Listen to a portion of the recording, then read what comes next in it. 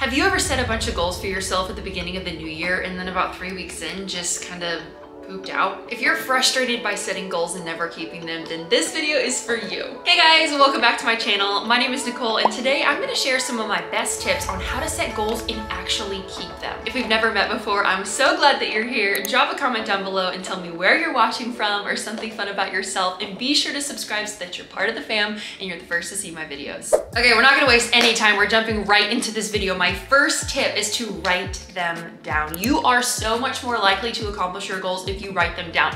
I started doing this at a very young age, and I cannot begin to tell you the difference it's made when it comes to accomplishing my goals. Not only should you journal about it, but write your goals down on sticky notes and then put them somewhere where you're going to see it every day to serve as a tangible and visible reminder of your goals, your vision, and what you're going for. Way back in the day, I competed for Miss America. Ever since I was 9, it was my dream to become Miss America. And I competed for 10 years. Throughout those 10 years, I wrote down my goals, with the first always being Miss America, and I put it by my nightstand. I put it on my mirror so I saw it when I was getting ready for school every day. I put them in my car, in my journal, in my textbooks. I was constantly being reminded of my goal to become Miss America, that anytime I got discouraged, I would see that sticky note and be reminded of why I was being diligent to put in the hard work. And sure enough, in July of 2017, I was crowned Miss Washington and competed on the Miss America stage 2 months later. Number 2, kind of piggybacking off of that, check in and keep yourself accountable. It is so important to revisit your goals. I always make a list at the beginning of the year of big goals I have set for myself, and then periodically I'll always refer back to that list to remind myself and do a little check-in to see, am I actually taking steps every single day to achieve these goals? And if not, then I adjust. Next, break them down into manageable things that you can do every day. If you have really big dreams and goals, which you shouldn't be able to accomplish them tomorrow. They should take time,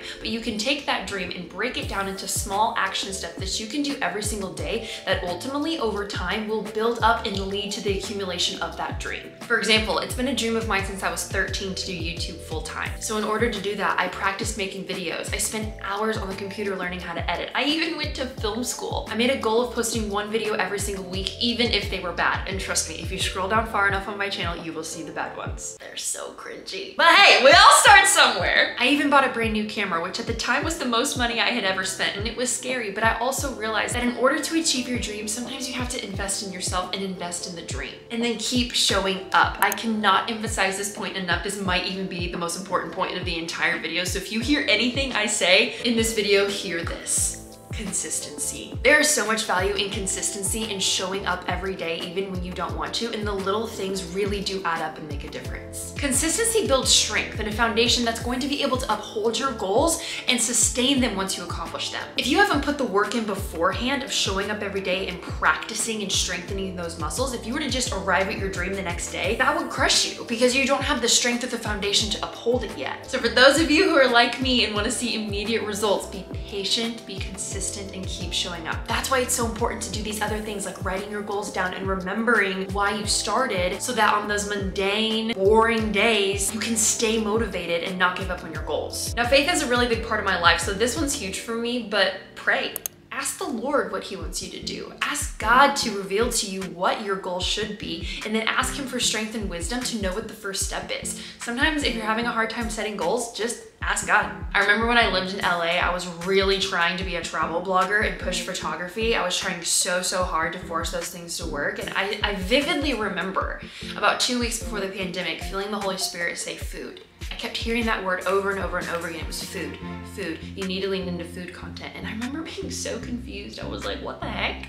Why food? I've kind of tried that before and it doesn't work. And I didn't listen to that voice for almost a month. When everything shut down and I wasn't able to travel, I was kind of confined to my 425 square foot studio apartment in Koreatown and my kitchen. And so I started making these food videos, and if you've been following me for long enough, you know about my smoothie bowl series, which kind of kicked off my growth on my YouTube channel, and everything blew up. And so if faith is something big in your life, pray and ask the Lord what your goal should be. Next, tell a friend. I have people and mentors in my life that I talk to frequently who hold me accountable and continue to encourage me in my goals. I think it's so smart to find somebody who's older and wiser and has done things that you want to do. Get close to them and ask questions. My next tip is to figure out the bigger call and dream and know why you're doing it. If you know why you're doing something, that's gonna motivate you on the days when you wanna give up. All of these goals that we set, small or large, are ultimately leading up to something. When I was pretty young, I feel like I heard the Lord tell me that part of my purpose was to feed people around the world. And so whenever I get discouraged, I go back to that moment and remind myself of the bigger picture and get some perspective that continues to motivate me. Next, okay, this one's really important too. Plan to rest so that you don't burn out. I take Sundays completely off of work. I do not film, I do not edit, I do not plan, I don't answer emails. I'll check social media, but I try to do nothing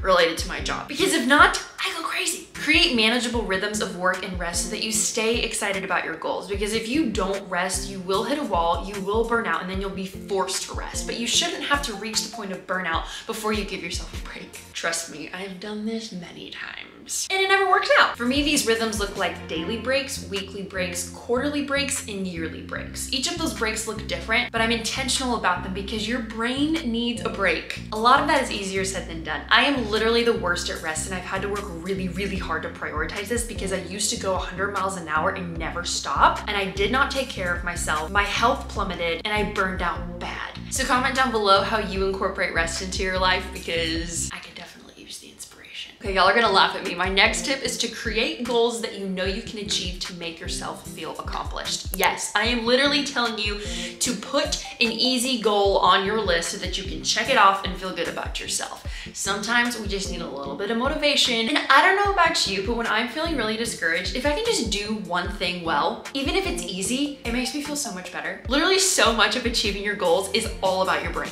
and getting yourself to the point where you don't psych yourself out and give up before you actually accomplish it. And so one thing that works really well for me is to pick easy tasks like doing the dishes, doing laundry, answering emails. And then when I schedule out my day, I flip back and forth between a hard task and an easy task, a hard task and an easy task. If you do all your hard tasks at once, you might get tired and maybe even a little discouraged. But that's why I tackle one hard thing and then I do something easy, something to take my mind off of maybe how heavy the day is. I'll do one hard thing, the dishes. One hard thing, laundry. You get the point. My last and final tip is to celebrate when you achieve a goal.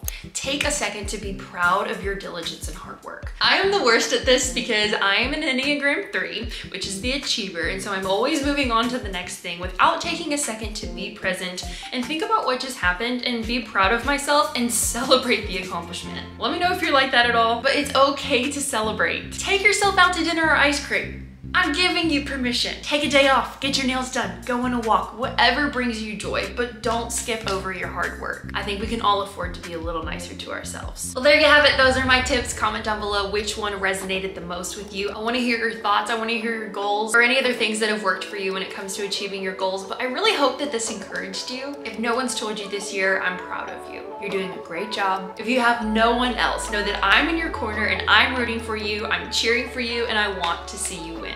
I'm so excited. Next week I will be in Peru with Compassion International. I get to meet Juan, the little boy that I sponsor. If you don't know what I'm talking about, go find me on Instagram. I post so much more about it on there, but I have a really, really special video coming for you next week and I cannot wait for you to see it. So please give this video a big thumbs up if you found it helpful and hit that subscribe button so that you are the first to see my Peru vlog when it comes out next week. I cannot wait.